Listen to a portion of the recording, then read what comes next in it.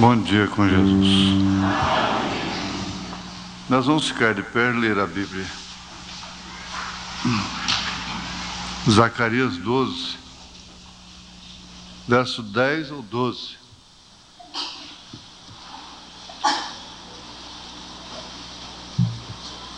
Zacarias capítulo 12, do verso 10 ao 12.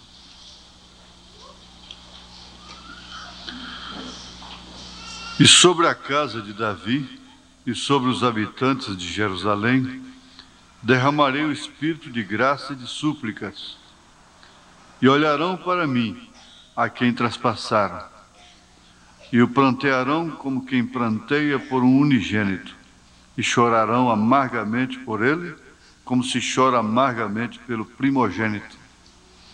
Naquele dia será grande o pranto em Jerusalém, como o pranto de Haddad e Rimon no vale de Megidom. E a terra planteará cada linhagem à parte. A linhagem da casa de Davi à parte, e suas mulheres à parte. E a linhagem da casa de Natã à parte, e suas mulheres à parte. A linhagem da casa de Levi à parte, e as suas mulheres à parte. A linhagem de Simei à parte, e suas mulheres à parte. Todas as mais linhagens, cada linhagem à parte e suas mulheres à parte. Seria até o versículo 12 apenas, não é? Nós te pedimos mais uma vez, ó Pai, lembrando do sangue de Jesus Cristo lá do Calvário, que o Senhor aceite a nossa gratidão por nós estarmos aqui em mais uma manhã como esta. E por sabermos que a Tua graça foi estendida também a nós, os gentios, e que nós a aceitamos de bom grado pela misericórdia do Senhor. Que o Senhor vivifique a Tua palavra nesta manhã. Acerca disto, ó Pai, o Senhor está vindo. Em nome de Jesus Cristo. Amém, Senhor. Podeis assentar-vos.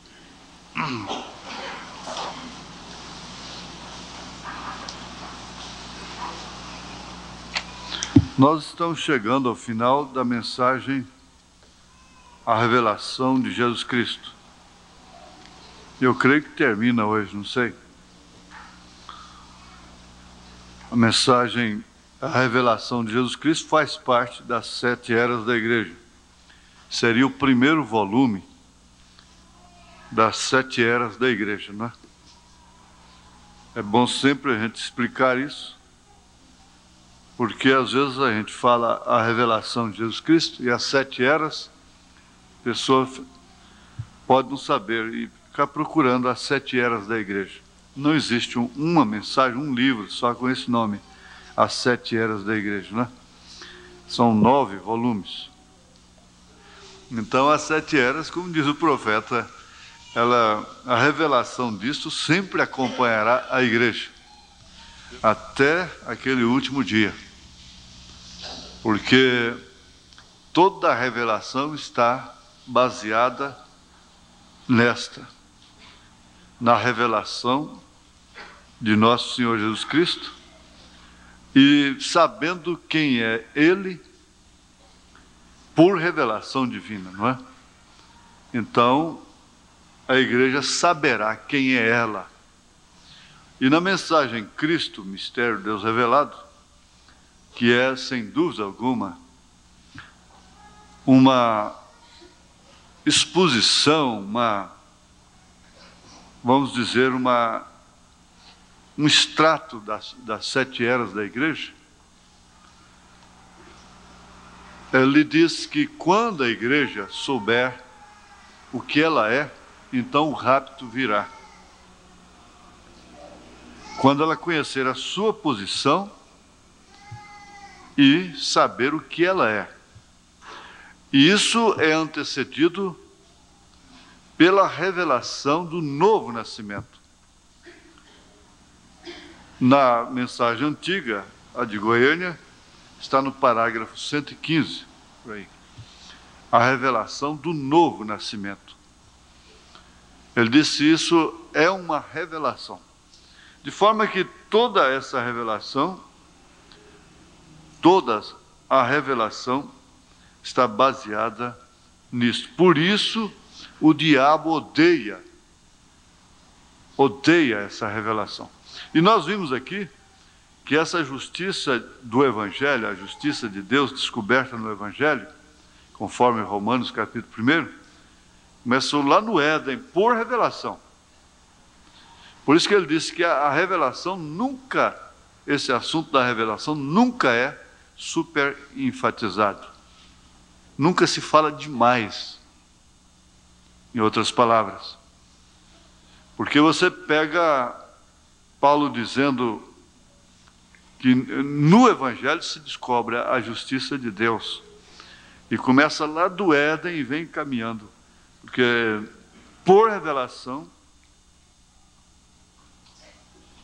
Abel descobriu a justiça de Deus. Não era fruta, não era flor, não era legume, mas sim o sangue. A justiça de Deus exigia sangue. Então, Paulo disse aqui, na carta aos Romanos, capítulo 1, né?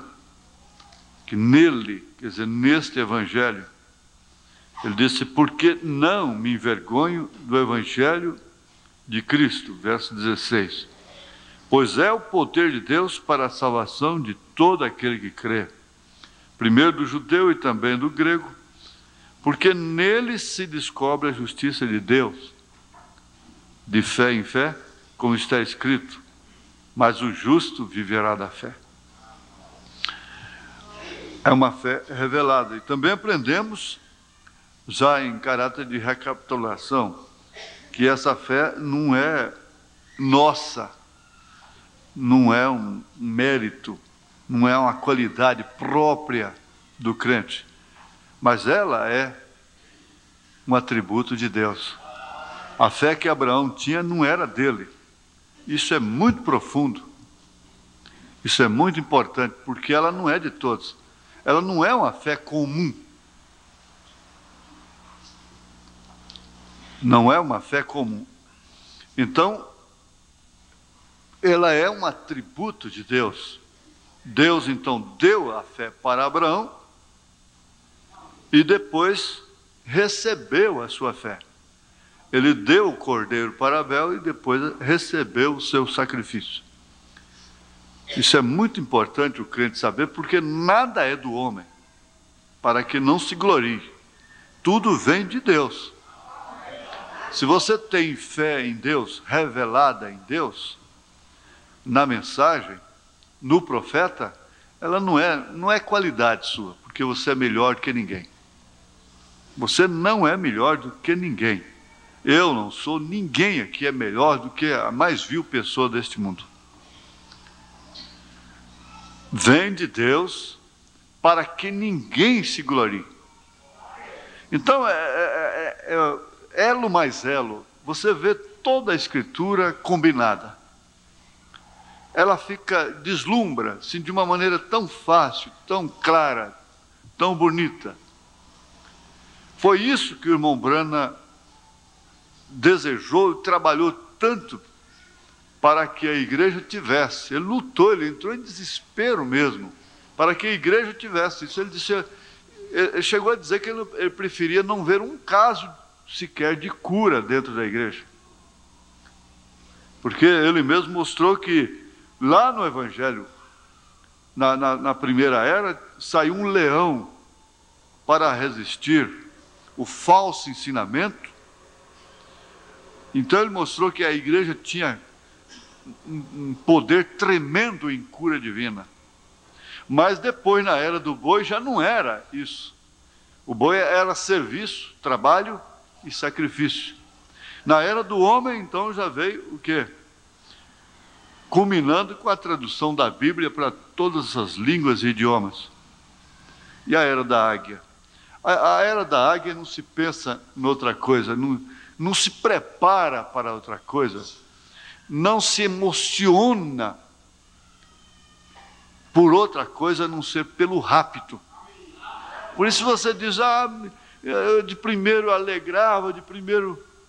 É porque nós não pensamos muito no rapto.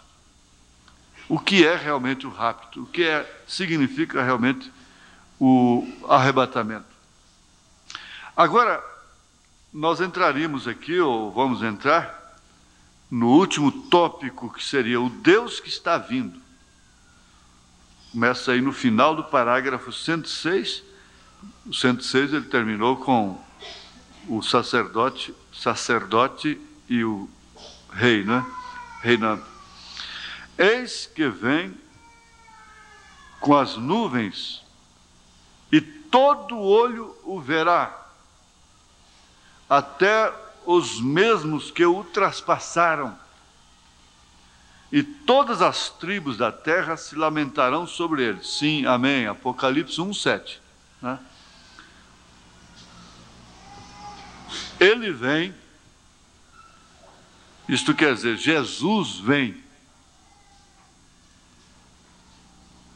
Pode haver muitas crenças no mundo, como Buda, Maomé, e Maria, a Mariologia, a Pedrologia, Pedro, e milhares delas.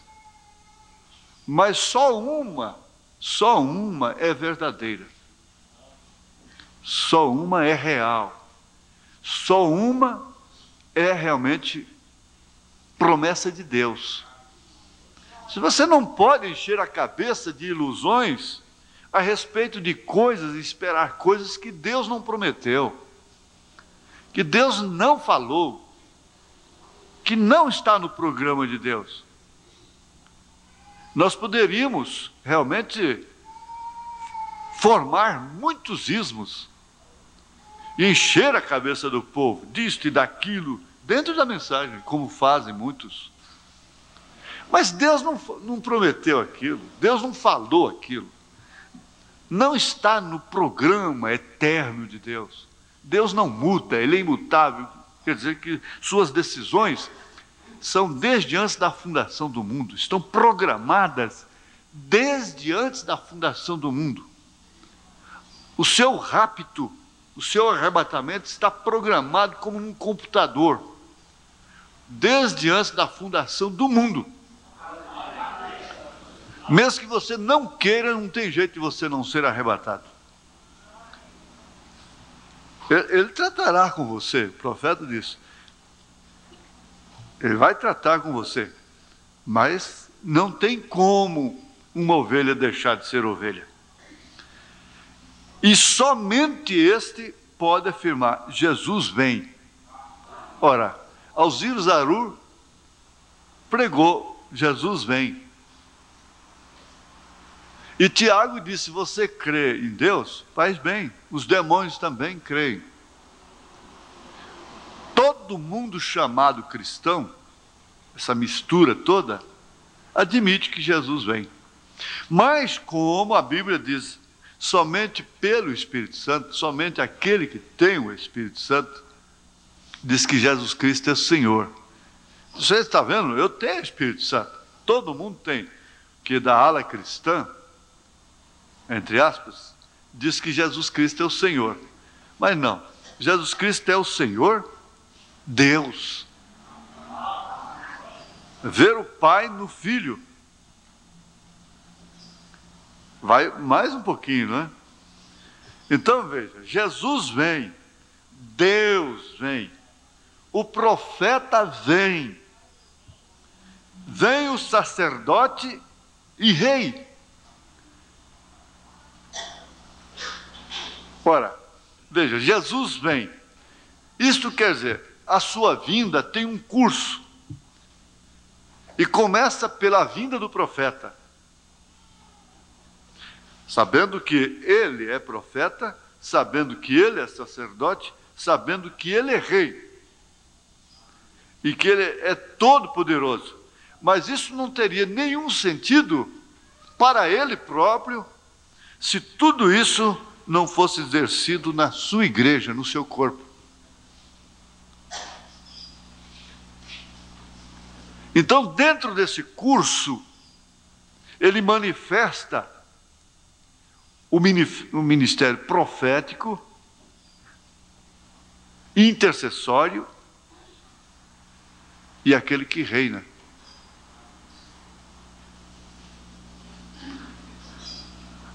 O Todo-Poderoso vem. Então você carrega esta justificação no seu coração, para a sua fé. Que além de existir uma tumba aberta lá em Jerusalém, testificando que ele, a única tumba aberta pela ressurreição, está lá em Jerusalém. Que existe no mundo, pela ressurreição. Está lá no mundo. Testificando que as nossas também serão abertas. Testificando que ele não está lá. Ele não é Jesus morto, Senhor morto. Jesus Cristo não está na sepultura. Ele não está na cruz.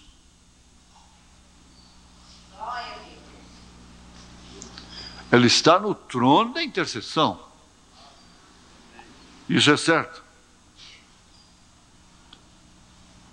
Agora, esta justificação, 1 Coríntios 15, da nossa fé, é a ressurreição de Jesus Cristo. Por quê? Os demais não têm essa justificação. E não podem ter. Por quê? Se eles não ressuscitaram, como podemos crer neles como deuses? Não. Então Paulo sabia muito bem que ele estava escrevendo, porque isso daria sustentação para também crermos que ele vem e clamarmos: Maranata, ora vem, Senhor Jesus. Aí você vê a concordância de toda a Bíblia, toda a Escritura. Assim seja, Senhor Jesus vem brevemente. Amém. Maranata. Ele vem. Se nós fôssemos parar aqui, nós íamos ficar muito tempo. Nós íamos lembrar da prima órfã e tanta coisa no Velho Testamento, mas não temos tempo. Ele vem com as nuvens. Ele prometeu para a moça nuvens de glória, como foi visto no monte da transfiguração, e seus vestidos estavam brilhando com o poder de Deus que lhe cobria. E todo olho o verá. Isso quer dizer que isto não é o rapto, não está se referindo ao rapto nessa ocasião. Porque no rapto, o mundo não verá. Será um rapto, para começar, é um rapto, não é? O rapto é escondido. Ele chega a dar até o exemplo de Romeu e Julieta. Raptou a Julieta escondido, não é claro? Não seria um rapto se não fosse escondido. Então, quando todo olho verá, é depois, no Apocalipse 19. Está se referindo a Apocalipse 19, quando ele vem para reinar, não é? Então é quando, veja, espera aí, isto é quando ele vier tomar seu devido lugar como governador do mundo, reinar sobre a terra, sobre o mundo todo. Então é quando aqueles que ele tem traspassado com seus credos e doutrinas denominacionais, doutrinas, credos, forma de crer,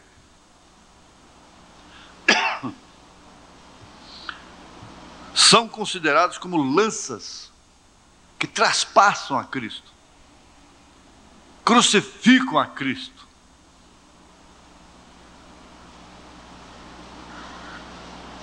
Então, quando aqueles que ele tem traspassado com seus credos e doutrinas denominacionais se lamentarão e toda a gente chorará atemorizada por causa daquele que é a palavra. Quando Israel, Jacó, seus filhos,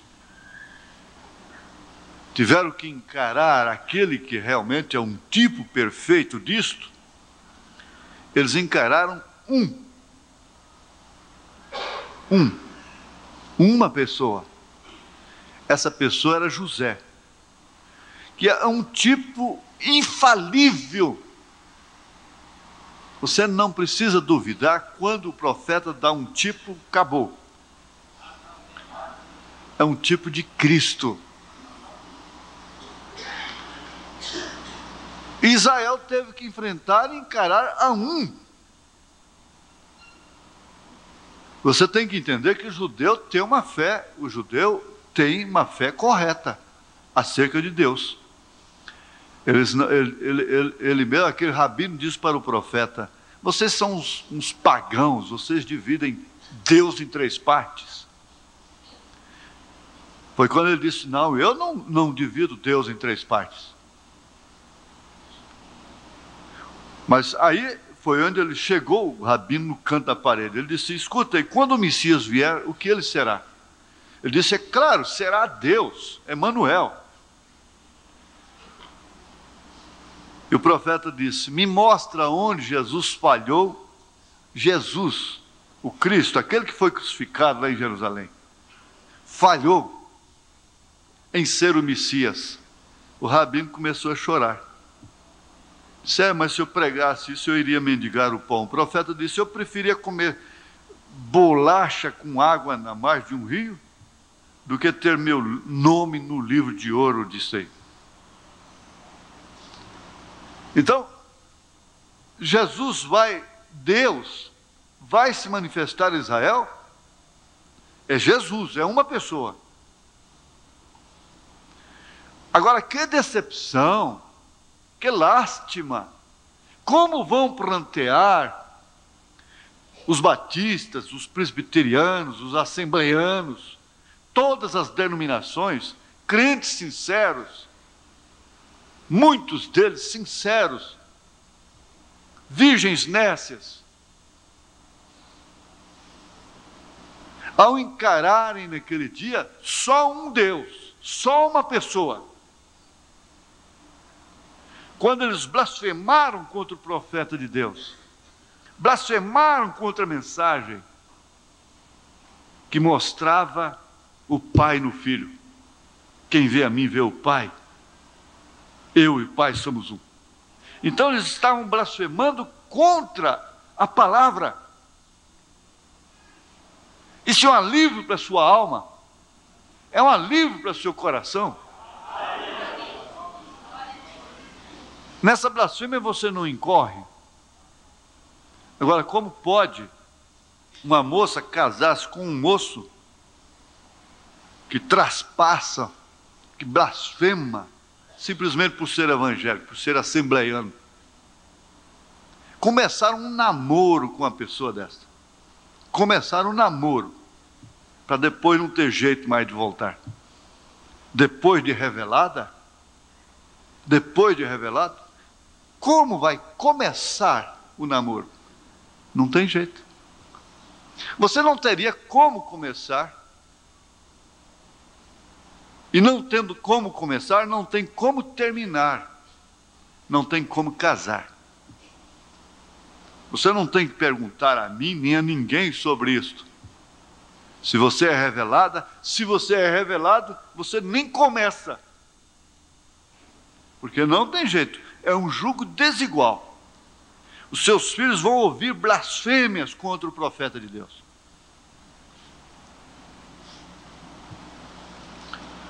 E você não sabe de qual, eles não vão saber de qual lado que eles vão ficar.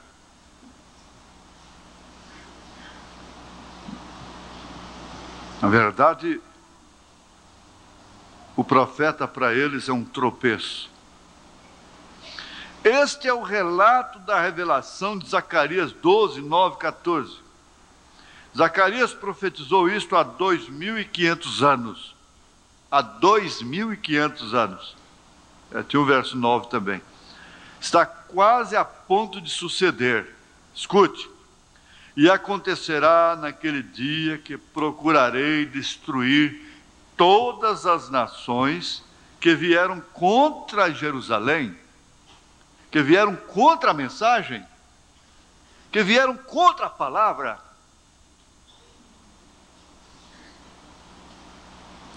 E sobre a casa de Davi, e sobre os habitantes de Jerusalém, espírito de graça e súplica, e olharão a mim, a quem traspassaram. Zacarias 12, 9, 10. Agora, quando voltará o evangelho aos judeus? Quando? Porque aí o tempo sempre provoca uma curiosidade. Lá em Atos capítulo 1, eles dizem, quando restaurará? A vós não compete saber o tempo, os tempos, nem as estações. Veja, quando se houver terminado a dispensação dos gentios. Isso quer dizer, o acontecimento em si foi revelado. Só não foi determinado o dia e a hora, a ocasião, o tempo de calendário. Mas quando víssemos a figueira brotar, olha, a figueira brotou em 1948. Não tem uma geração mais abençoada do que esta que viu a figueira brotar sob a revelação divina. A figueira brotou em 1948, isso quer dizer, Israel estava espalhado por todo o mundo. Nós vimos aqui, ainda vamos fazer um trabalho especial sobre os judeus. E você se lembra, e você vai recordar, vai ver, se Deus permitir, que em 1948, aquela bandeira tremulou, a bandeira de Davi, tremulou novamente. Isso era a figueira brotando. E as árvores deram seus frutos. Vocês não sabem o que aconteceu. Às vezes eu fico olhando, o mundo político tem um paralelo muito grande. Os jovens vão ficar sabendo, essa meninada de 16 anos que está elegendo, escolhendo presidente, governador, prefeito, vereadores hoje, é uma criançada de 16 anos com a cara pintada. É que está escolhendo os mandatários da nação. Agora você veja que situação. Eles conhecem a história teoricamente nas escolas, vão conhecer. Um exemplo só, sem nenhum partidarismo, sem nada disso, mas é porque a gente conhece. Você conheceu, quem é mais velho, que é de Goiânia, conheceu Goiânia ali. Pedro Ludovico fundou Goiânia. Agora, você sabe quem construiu Goiânia? O que foi feito em Goiânia depois? O que desenvolveu Goiânia como capital, como uma metrópole? Tem sempre que ter um homem para isso. Um dos poucos que restam. Não vai mais ter. Dos poucos que restam. Então, não se conhece. A menos que seja teoricamente depois nas escolas. Por isso não sabem dar valor. Olha, uma palavra que foi raspada, está raspado, um sentimento, um abstrato, que foi raspado dos corações das pessoas, da consciência das pessoas: a gratidão. Porque Paulo disse que seria, nesses dias, ingratos, seriam ingratos. Ingratos. Agora, eu estou apenas mostrando o paralelo, porque o que acontece no natural acontece no espiritual. As pessoas perderam totalmente, através das eras, o que os apóstolos fizeram, o que eles foram para a igreja, deixando o fundamento, o que os apóstolos e os profetas foram para a igreja. Veja o paralelo. E foram ensinados acerca de credos e dogmas herdados justamente lá em Roma, lá em Nicéia, 325 anos depois de Cristo. E ficou esse conhecimento teórico, e por isso pisam naqueles que realmente deram suas vidas. Pisam. Agora você vê o quanto vai ser terrível quando eles notarem que foi uma blasfêmia, nome de blasfêmia, 3 pessoas. Que coisa terrível. É tão terrível que chega a ser a marca da besta na testa. Pode sair o número que for, o número já está. 666 é o número do Papa. É o Vicarivis Filii. Você tira aí o algarismo romano dessa sentença, para mim uma sentença que está sobre ele, dá justamente 666.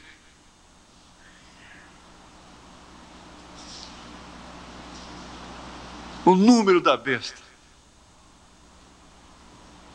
A marca da besta está na testa, está na mente. Foi uma lavagem de mente que fizeram através dos anos. Por isso que falar da Trindade é um choque. A pessoa passa mal, muitos não dormem de noite e te tem como um demônio. Porque aquilo ficou implantado, enraizado. Aquilo veio traspassando através dos séculos. Agora, você não vai ter essa decepção. Pelo menos dessa você já está livre.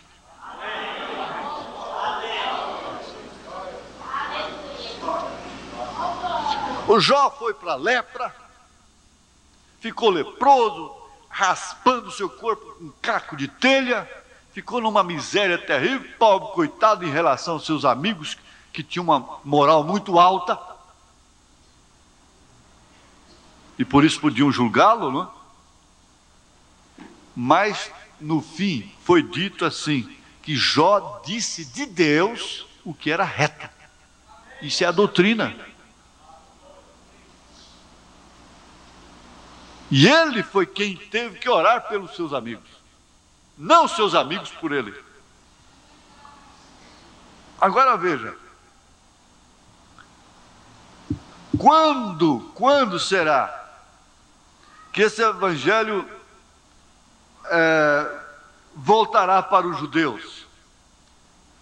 Porque você sabe que Deus cegou os judeus, parou de tratar com os judeus, virou as costas para os judeus, deixou que eles fossem espalhados por toda a terra, fizessem sabão de judeu, para vir tratar com os gentios. O zambujeiro. Romanos 9, 11. Ou 11. 9, né? 9? Hein? Ninguém diz Romanos 9. Foi enxertado na boa oliveira. 11, né? 11. Aí você pode ler em casa depois. Não lê agora não, porque agora nós estamos em palestra, né? Deixa para ler a Bíblia em casa, né? Tá bem? Tá bom. Você apenas anota. Então, aí você vai ver. Isso é bom, você ler em casa. Aí você vai entender melhor. E esse gentio jactancioso, que tinha sido enxertado, ele vai ser cortado. E volta o galho original. Isso quer dizer que ele volta a tratar com os judeus, virando assim as costas para os gentios. Deus não trata mais com os gentios, Deus está tratando com a noiva. Somente. Até o rapto. Por isso o mundo está na condição que está. A criação de filhos, o rock, as coisas que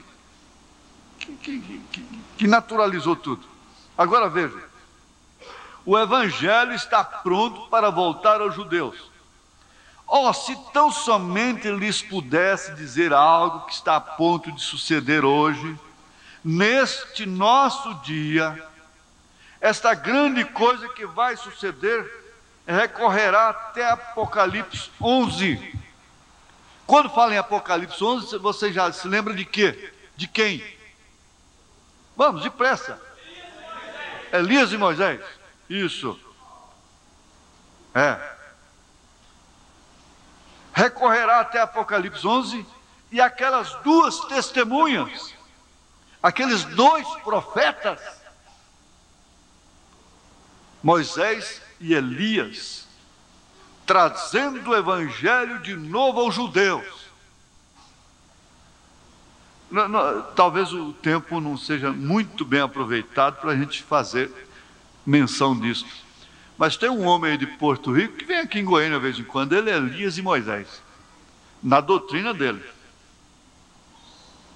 Ontem um doutor estava me falando, dizendo, eu não sei como é que a família do meu sogro foi crer numa coisa dessa. Eu disse para ele, doutor, se pelo menos fosse analfabetos, mas são todos doutores também. E creem nisto. Então você tem que lembrar, se Deus tirar a mão de misericórdia de minha cabeça, eu entro pelo mesmo caminho.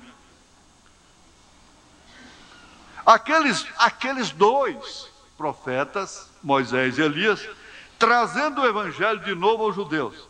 Estamos prontos. Tudo está em ordem. Eu creio que eu não sou afoito. Os estudantes da Bíblia podem me dizer se eu sou afoito em dizer isto. Mas quem ver, quem assistir, ver na televisão, porque o mundo todo vai ver, o ministério de Elias e Moisés mesmo, não mistificação, mesmo, porque vai ser Moisés e Elias mesmo, aqueles dois mesmo, eles estão num lugar, eles apareceram no Monte da Transfiguração. Quem ver não foi no rapto. E eu creio que eu não estou sendo afoito, estou? Porque é acontecimento simultâneo, a igreja sobe e eles entram em ação. Tudo está em ordem. Tal como os judeus trouxeram o evangelho aos gentios, assim também os gentios o levarão de regresso aos judeus e o rapto sucederá. Agora recordem o que temos lido em Apocalipse, em Zacarias. Ambas coisas vêm diretamente depois da tribulação.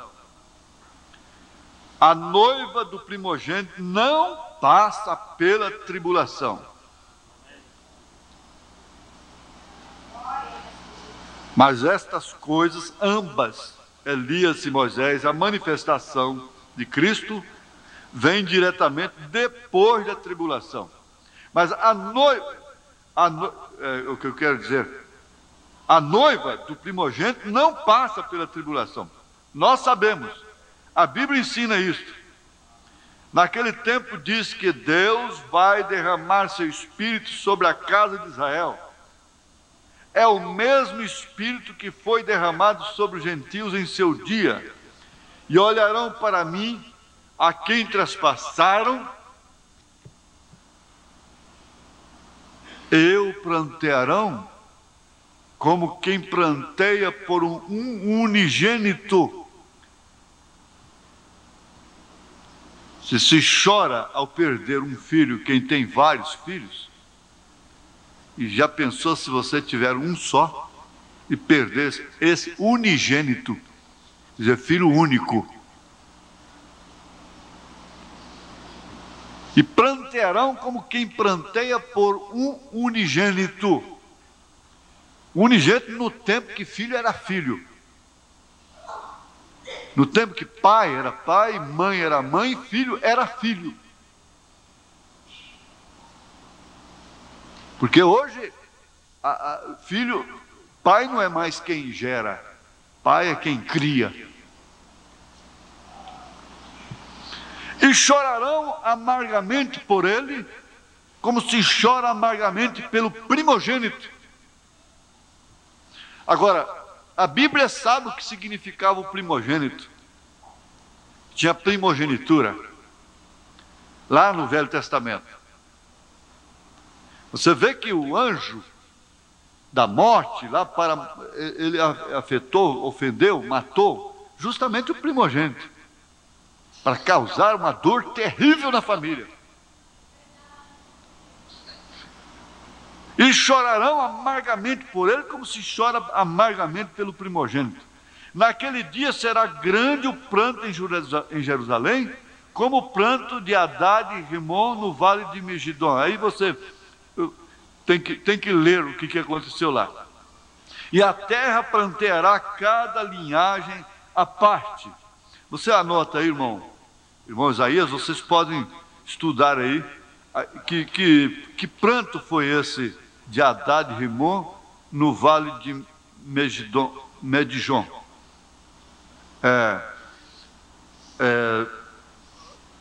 A revelação de Jesus Cristo, parágrafo 112. Vocês podem estudar esse pranto aí, não é? E a terra planteará cada linhagem à parte, a linhagem da casa de Davi à parte, e suas mulheres à parte, e a linhagem à casa de Natã à parte, e suas mulheres à parte. Zacarias 12, 10 a 12. Cada uma das casas por si, quando ele vier nas nuvens de glória em sua segunda vinda, aqueles judeus que o traspassaram, o verão, como dizem em outra escritura. E se alguém lhe disser: que feridas são essas nas tuas mãos? Dirá ele: são as feridas com que fui ferido na casa de meus amigos. Zacarias 13, 6. Não será um tempo de tristeza somente para os judeus, presta atenção, que lhe rejeitaram como Messias, mas também para os gentios que lhe rejeitaram como Salvador neste dia. O gentio tem que entender que Jesus Cristo é Salvador através da mensagem do dia. Ele era Salvador na era de Lutero através da mensagem de Lutero. Vocês não podem esquecer isso. Ele era Salvador, o mesmo ontem, hoje, eternamente. Salvador na era de Wesley através da mensagem de Wesley. Ele é Salvador hoje também, não precisa falar mais nada. Não será um tempo de tristeza somente para os judeus, mas também para os gentios, hein? Guardem isso. Haverá pranto e lamentação. As virgens nécias estarão se lamentando.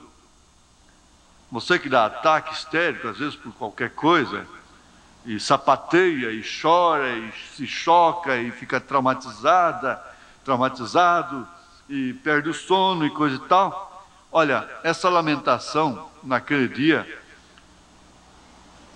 não tem como. Uma dor de dente é uma festa em relação àquilo. Elas representam a igreja que rejeitou o azeite, essas virgens nessas, símbolo do Espírito Santo, para suas lamparinas. Lamparinas? Que são essas lamparinas? É o seu corpo.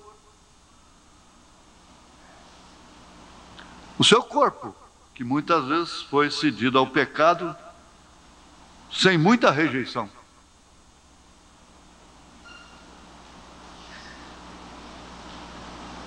Ele mesmo diz aqui, ó.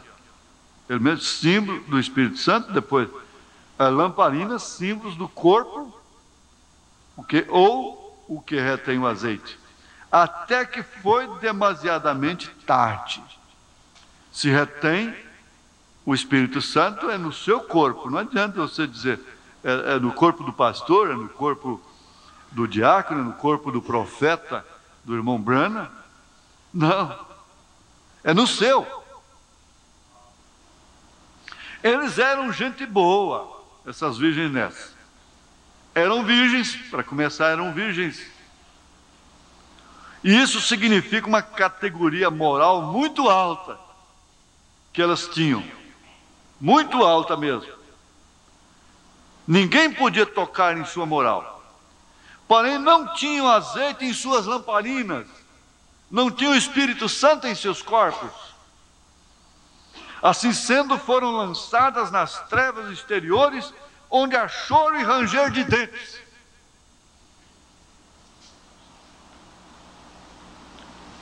Se você dormir perto de uma pessoa que range dentes, misericórdia. Diz que é o verme que faz isso. Geralmente o ronco forte é de velho, mas o ranger de dentes é de gente nova, que tem muito verme, muita lombriga. Eu não sei, não dou conta de fazer, não é? Mas não tem nem comparação. O profeta viu isso lá na região das almas perdidas. O ranger de dentes é uma força de expressão. É uma expressão apenas. Coisa terrível. No livro de Gênesis, capítulo 45,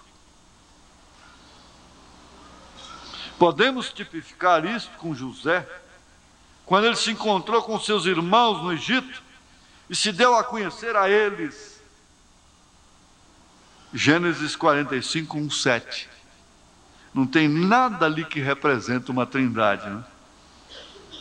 Então José não se podia conter diante de todos os que estavam com ele e clamou: fazeis sair daqui todo varão.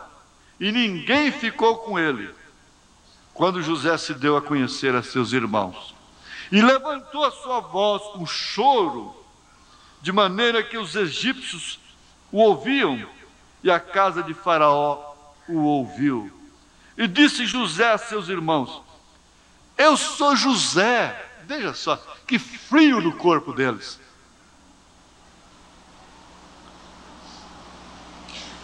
Eles nem podiam sonhar que José existia.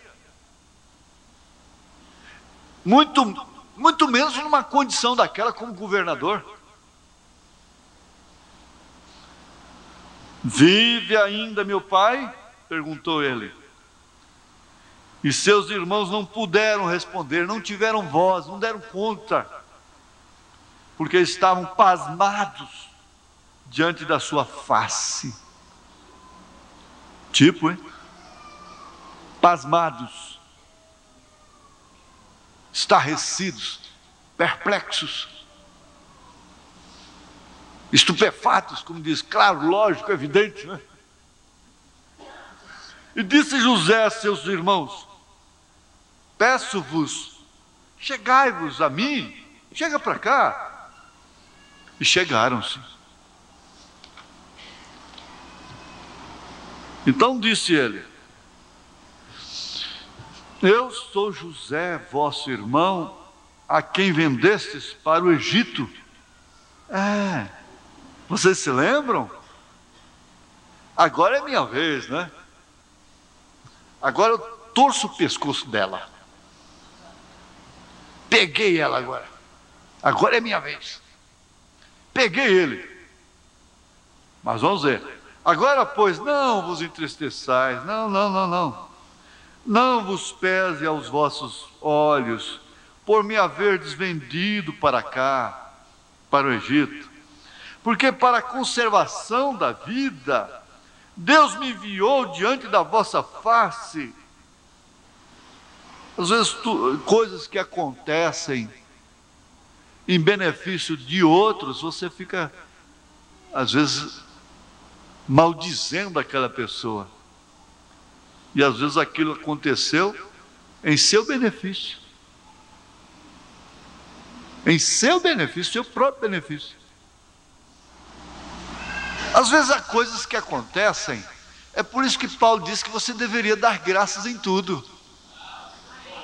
Porque na hora a coisa é chocante, é terrível. Dá graças a si mesmo. Dá graças. E o irmão Branham dizia: Deus sabe melhor.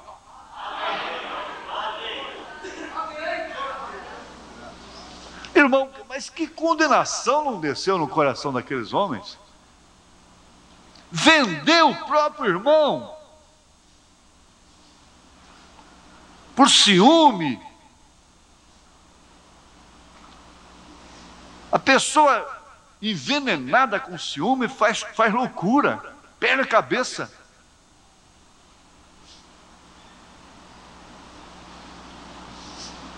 Mas espera, vocês não precisam fazer isso não.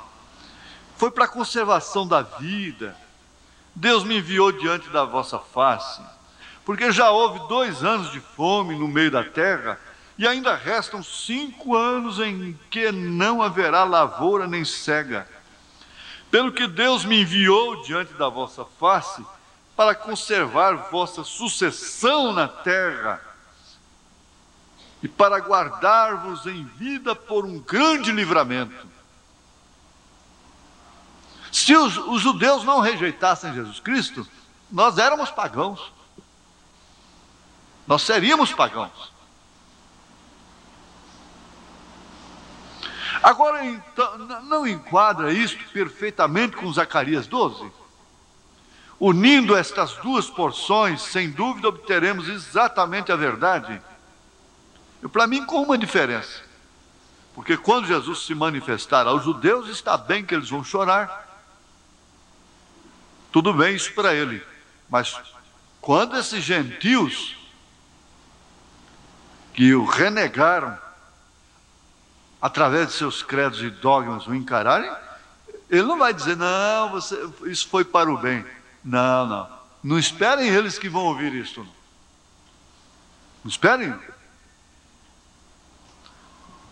Quando José era ainda muito jovem, foi odiado por seus irmãos.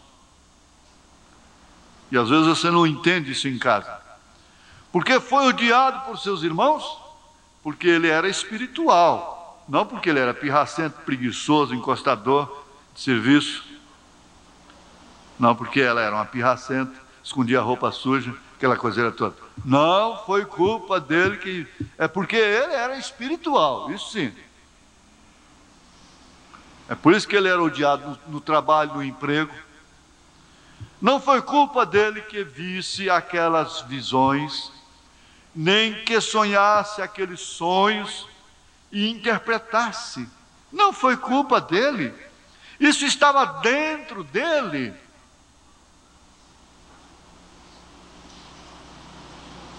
Ele não podia manifestar nenhuma outra coisa mais do que estava dentro dele. Foi o que eu quis dizer, poderia ter dito aqui no casamento do irmão Paulo Henrique. Eu achei muito profundo, porque aquilo veio na hora para mim. Sobre o gens, naquela escuridão do ventre. chegar e fertilizar aquele óvulo. E o Espírito comparou da maneira perfeita. Ele saiu nessa escuridão e veio para a mensagem. Mas por quê? Eu nunca fui atrás dele. Eles não podem me culpar de proselitismo. O que ele tem recebido aqui, às vezes, é até pancada. Logo de início, não foi quando foi chegar, é sequidão até. É um exemplo que eu estou dando por todos os demais. Ora, por quê? Isso estava dentro dele. Eles estão descobrindo agora que a úlcera não tem nada a ver com... o sistema nervoso apenas ativa. Você ficar nervosa, ativa. Pode levar a úlcera até ao seu pique, né? Mas a causa é um vírus. É um vírus. E eles estão descobrindo um remédio que vai curar a úlcera dentro de poucos dias. Vai combater aquele vírus. Aquilo está dentro da pessoa. Portanto, aquilo estava dentro de José. Ele não tinha culpa. Está dentro do homem o prostituir. Está dentro do homem beber, fumar não. Por isso que o irmão Branham chegou até a dizer assim: eu preferia ver minha mulher bêbada na sarjeta do que com cigarro entre os dedos. Uma loucura, não é? Parece. Tinha hora que ele ia lá em cima mesmo, no extremo.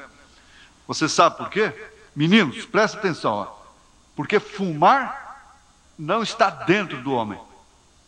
Nenhum homem nasce com esse vírus, com esse problema.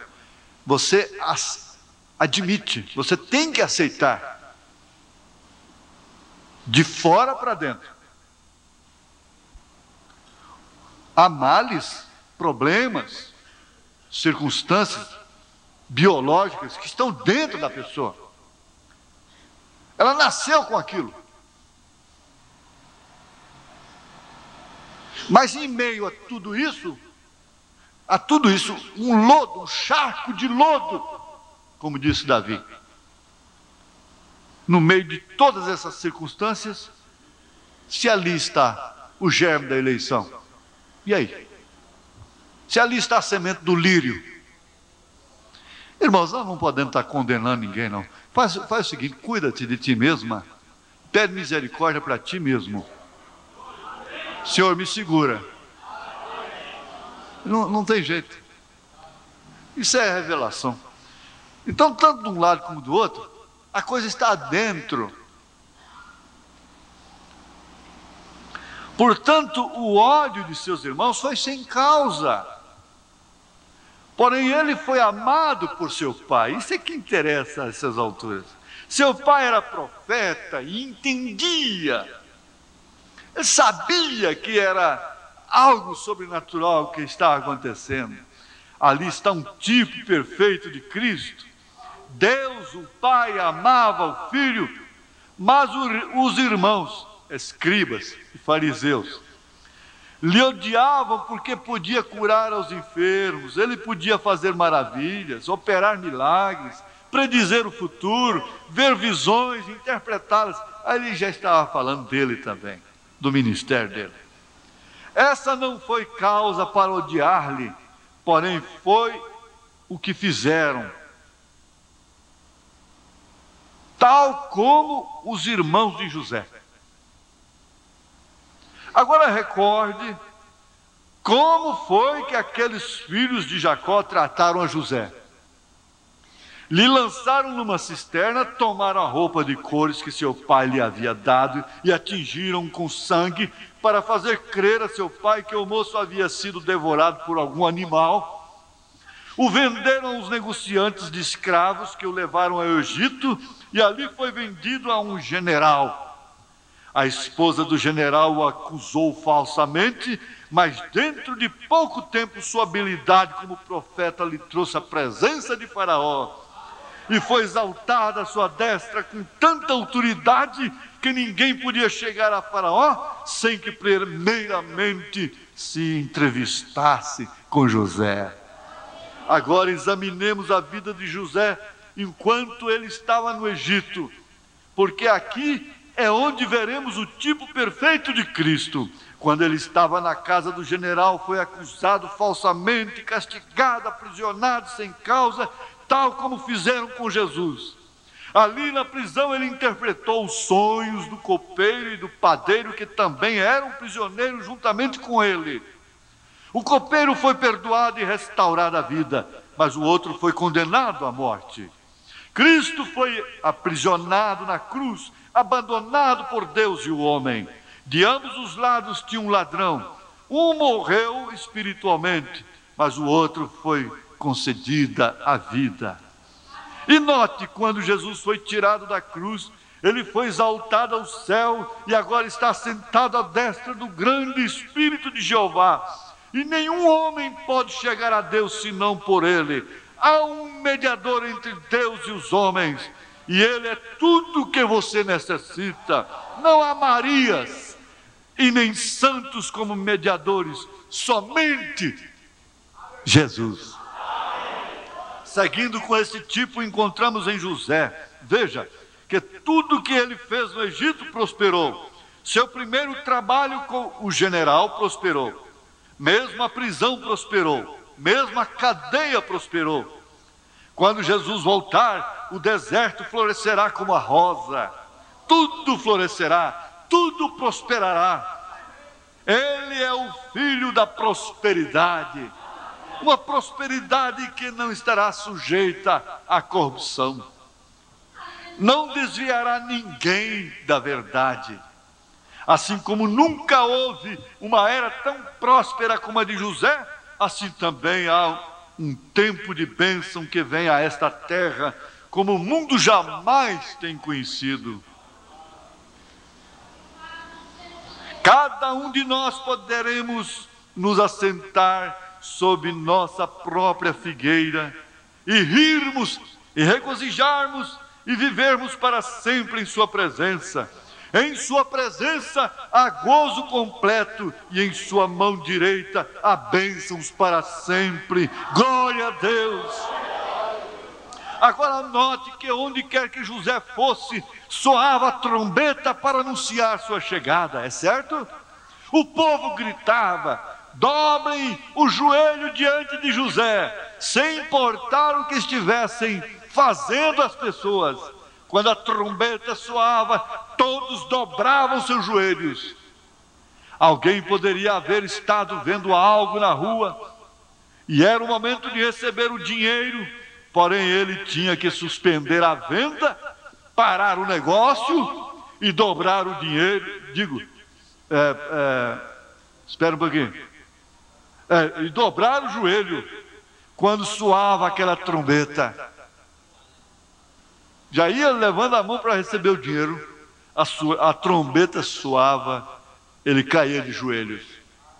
E se fosse um ator, ele tinha que suspender seu ato e dobrar o joelho a José quando sua presença fosse anunciada com essa chamada de trombeta. Fosse ele deputado, senador, presidente, fosse quem fosse, hein?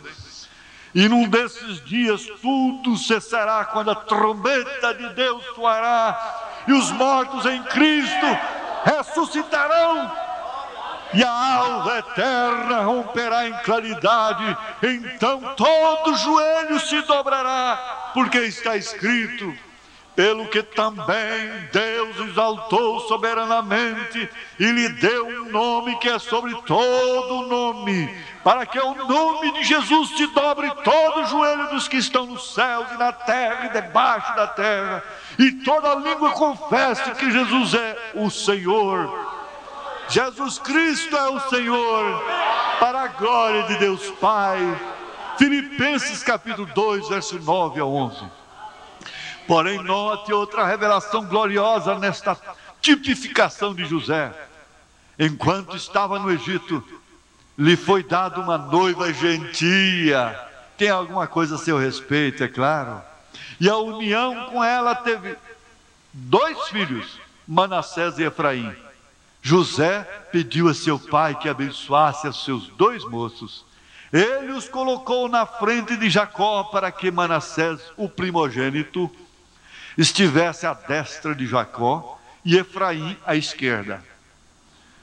Quando Jacó estava a ponto de abençoá-los, cruzou suas mãos, colocando a mão direita sobre o menor. José clamou: assim não, meu pai. Este é o primogênito, à tua direita. Porém Jacó disse: Deus cruzou minhas mãos. Aqui em tipo vemos que a bênção que pertencia ao primogênito, o judeu, foi dada ao menor, o gentil, por meio da cruz. Mãos cruzadas do Senhor Jesus Cristo. A bênção vem por meio da cruz. Cristo nos resgatou da maldição da lei, fazendo-se maldição por nós, porque está escrito: maldito todo aquele que for pendurado no madeiro, para que a bênção de Abraão chegasse aos gentios por Jesus Cristo, e para que pela fé nós recebamos a promessa do Espírito. Gálatas 3, 13 e 14. A bênção de Abraão veio por meio da cruz aos gentios. Os judeus rejeitaram a cruz, portanto Jesus recebeu a noiva gentia. Agora, voltando à história de José encontrando-se com seus irmãos, você recordará que nem todos os irmãos vieram. José sabia isso e insistiu para que todos os irmãos aparecessem ante ele, ou ele não podia fazer-se conhecer ante eles. Finalmente trouxeram o que havia faltado: Benjamim. Foi o pequeno Benjamim, o irmão de sangue puro, que fez arder sua alma. E quando nosso José, Jesus, vier ao povo que tem guardado os mandamentos de Deus, os quais tem regressado à Palestina, sua alma arderá. O pequeno Benjamim tipifica os 144.000 israelitas de toda a terra que tem voltado à Palestina para a sua redenção. Está em Apocalipse 7, você quer botar no rodapé a revelação de Jesus Cristo, parágrafo 125. Parágrafo 125. Aí no rodapé de Apocalipse 7. Eles estarão ali prontos para receber-lhe, de quem o verdadeiro conhecimento é vida eterna. Eles dirão: esse é nosso Deus, a quem temos esperado. Então verão ao que traspassaram, e eles lhe perguntarão: de onde vêm estas feridas tão terríveis? Como sucedeu? E chorarão e se lamentarão, cada família por si, todos por si, na angústia de sua tristeza. Agora, onde estará a noiva gentia, enquanto Jesus está se dando a conhecer a seus irmãos? Recordem que a noiva de José, juntamente com os 2 meninos, estava no palácio, porque José havia ordenado: fazei sair todos de minha presença. Assim sendo, a noiva estava segura no palácio de José. Para onde vai a noiva gentia no rapto? Ao palácio. A noiva será tirada da terra. Ela será levantada antes da grande tribulação para encontrar a seu Senhor nos ares. Por 3 anos e meio, enquanto a ira de Deus é derramada sobre a terra, ela estará na grande ceia das bodas do Cordeiro. Então ele voltará, deixando sua noiva na casa de seu pai, para dar-se a conhecer a seus irmãos. Neste tempo, o pacto do anticristo que os judeus têm feito com Roma será quebrado. Então Roma e seus aliados mandarão suas tropas para destruir todos os judeus que temem a Deus e que se mantêm com a palavra. Mas, ao chegar à cidade para destruí-la, aparecerá nos céus o sinal da vinda do Filho do Homem, com seus exércitos poderosos, para destruir aqueles que têm estado destruindo a terra. Toma!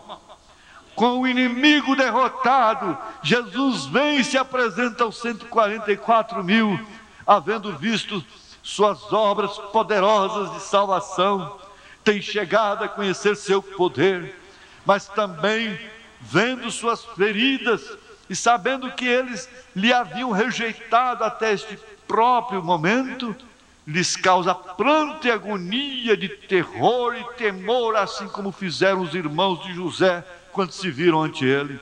Se atemorizaram, pensando que ele lhes mataria. Porém, como José disse: não vos pese o fato de se me haverdes vendido para cá. Está bem, Deus estava em tudo isso. Ele o fez para a preservação de vida.